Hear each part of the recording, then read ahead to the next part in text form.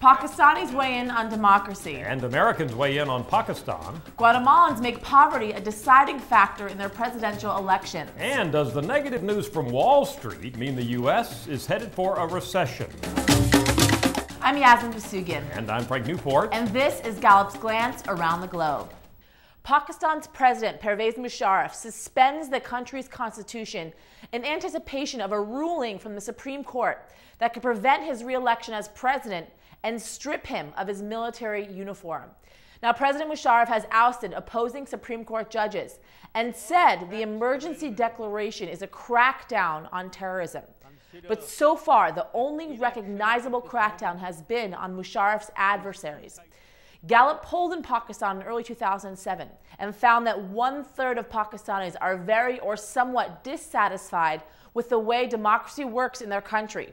Also, 80% of people have confidence in their military, and almost half that have confidence in the government.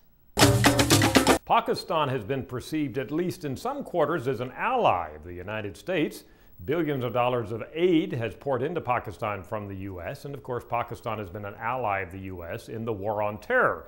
However, when you ask the average American their opinion of the country of Pakistan, it's significantly more unfavorable than favorable.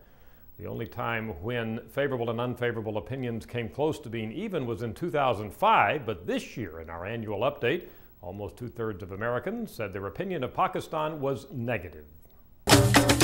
Guatemalans elected a new president yesterday, center-leftist Alvaro Colom. Now, both Colom and his rival, right-wing retired General Perez Molina, ran an anti-crime campaign, with Guatemalans having one of the highest murder rates in Latin America. But Colom vows to tackle crime by lifting people out of poverty, whereas Molina vowed to take a tougher approach with more military and more street policing. Gallup polled in Guatemala in 2006 and found that 51% of Guatemalans do not feel safe walking home alone at night, and 55% are dissatisfied with efforts to deal with the poor. The high-profile troubles at big companies like Merrill Lynch and Citigroup and other financial institutions have caused a lot of observers to scratch their head and say, just how bad is the economy?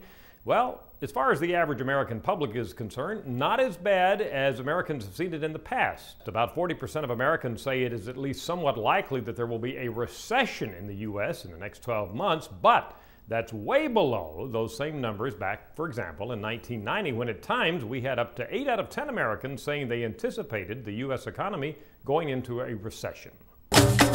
I'm Yasmin Basugian. And I'm Frank Newport. And join us again for more of Gallup's Glance Around the Globe.